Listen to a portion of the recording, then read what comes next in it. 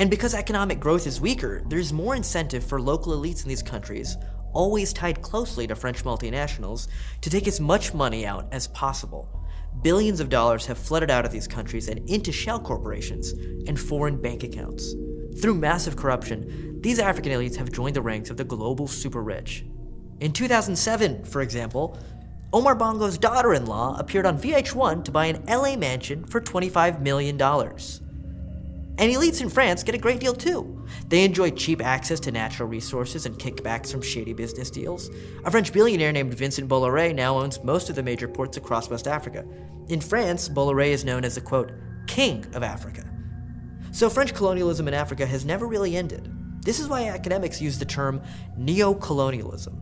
Even as the branding of empire has faded away, the structures of economic extraction have only grown stronger.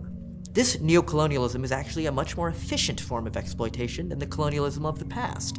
The French no longer pretend to care about building functional governments or improving local living standards. It's pure extraction, all the time. So these African countries are not underdeveloped, they're overexploited. France is almost totally reliant on its influence in Africa for its economic power. In the words of Italy's foreign minister, if France didn't have its African colonies, because that's what they should be called, it would be the 15th largest world economy. Instead, it's among the first, exactly because of what it's doing in Africa. And the French know this. François Mitterrand, former president of France, said it himself. Without Africa, he declared, France will have no history in the 21st century. Today, of course, France faces competition from China within Africa, and new challenges to the colonial symbolism of the CFA franc. There are plans to change the currency's name and abandon the most overt symbols of the colonial past to make it look like the system is more African than French. But France has no intention of actually abandoning a system of extraction that has made it one of the richest nations on Earth. The real question is whether the next generation of Africans will allow it to continue.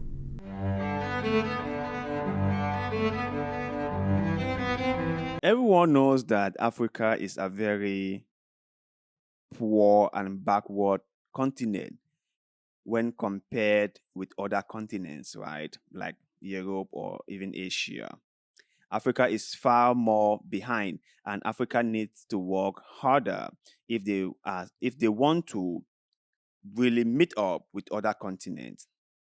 So there's this video that tries to explain some of the reasons why Africa is the way it is.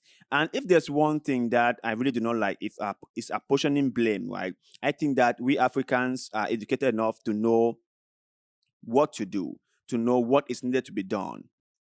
We have to do what we are supposed to do. But let's watch this video that try to explain some of the problems or some of the reasons why Africa is the way it is. Let's watch. Other countries, like the Central African Republic, are today some of the poorest in the world, in part due to the legacies of French-backed dictators like Jean Bédel Bokassa. But there's another aspect of French influence that's even more important. Probably the most central part of all is the CFA franc, the last colonial currency still in widespread use. In practice, the countries that use the CFA franc have virtually no monetary sovereignty. The value of their currency is linked to the euro. The poorest countries in the world have a currency controlled by the richest countries. And so the imperatives of European countries, fiscal discipline and fighting inflation, end up shaping the very different world of Western and Central Africa. That leads to an overly tight approach to credit, something that's necessary in our current system for an economy to grow. It means that any appreciation in the euro makes exports from these countries less price competitive. So just look at what happened in Senegal. When the euro appreciated against the dollar from 2000 to 2009, the value of the CFA franc got higher. But this made local Senegalese rice more expensive than imported rice from Thailand. So Senegal, which was trying to build its own domestic rice industry, instead saw Thai rice wipe out local rice farmers. So because domestic products are expensive, this makes export-driven growth nearly impossible, which is necessary to lead a country out of poverty. That's why most countries that use the CFA franc have growth rates significantly lower than their neighbors. Because the CFA discourages the development of domestic industry, many of these economies have actually been shrinking. The Ivory Coast, the largest CFA franc country, has a real GDP per capita 1/3 lower than it had in 1978. Other CFA franc countries like Cameroon and the Republic of the Congo reached their highest levels of real GDP per capita in the 70s and 80s. Watching a video like this, right, and like someone who is from Africa who knows all these things firsthand, I can say for sure that this guy here did his homework really, really well, right? And I know we can sing this like from now till tomorrow. We can keep on singing this because I think that we've been singing it for like many years before, right? Many people have talked about it. Many people have realized what the problem is. I think we've all agreed on what the problems are. We've all analyzed the problem. We've all diagnosed the problem. We know what the problem is, and we know what is the cost of the problems. Now, what we need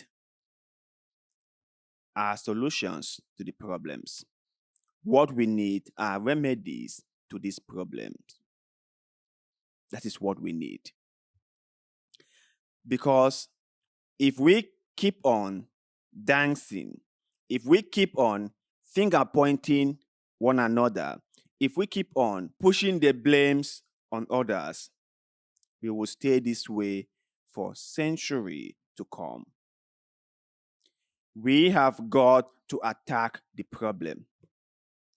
And I know sometimes when I come on this show and I say things, people say to me that I can be very naive, I can be very stupid, or I have no clue about what I'm talking about. For that, I accept I do not know every single thing. I have never claimed to be a smart person. I have only said what I think was the right thing to say. Now, that might have been wrong. And if it was, I stand corrected. And that is why I have always invited you guys to educate me in the comment section below, because I do believe that I can learn a thing or two from you guys out there. This is what I have to say. It's past time we keep on complaining about this issue. It was PLO Lumumba who said that they have realized the problems. When he said they, he means the intellectuals and the policymakers, that they have realized what the problem is. And it's left for the leaders to actually match words with actions. That the AU has a lot of things that they want to put in place, like the Africa Continental Free Trade Agreement, or the Unity of Africa, or the issue with common passport, the issue with common currency. There are a lot of things that the AU have discussed and they have elaborated on it. But the main problem or the major issue is to actually get those things into action. Is to actually put all those things they've talked about to action. That is the main issue. And that has always been the problem in Africa or with Africans. We take so much time to analyze the problem. We take so much time to deliberate on these problems. We will even go as far as doing some research about possible outcomes of all these problems. But do you know where everything stops? Implementation. When it gets to the time to implement all these things or all this policy or whatever we've been talking about, everything dies. That is the problem in Africa and with Africans. We hardly do what we said we will do. We hardly match words to actions. We make promises that we will never, ever keep. We hardly do what was necessary to be done. We hardly do that. And that is why Africa is the way it is. Many other countries that were also colonized by the West, especially countries in Asia and South America fought for their independence, gained their independence, and became a free society. Now they have rights to determine their own future. But in West Africa, most of those countries never fought for any independence. It was given to them with conditions. And that is why you have the Franc-Afrique, the partnership or the collaboration between France and its African colonies. And France can now dictate on those colonies. That is how it all went down. So we Africans must start taking some responsibilities. We Africans must say no to the CFA franc. We Africans must start speaking out, doing our part, contributing our voice to the cause. We Africans must step forward and say, we want to be nationalists. We want to defend our motherland. We want to fight and protect Mother Africa.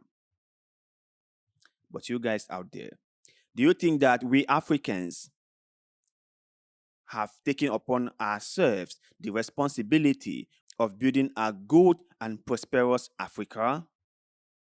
Do you think that we have really stood our grounds as Africans and say no to the West for what they are doing in Africa? Or we have just been very sloppy or very stupid or very lazy to do what we were supposed to do to protect Africa and our minerals? Share your thoughts and opinion in the comment section below, because like always, we love hearing what you have to say. And also, please do not forget to like this video, share this video, follow our Facebook page, and most importantly, subscribe to this channel, because little bit of good way, like the one you're doing just now, help us a lot, and we shall forever be grateful to you. So thank you very much for doing just that. And like always, see you in the next one.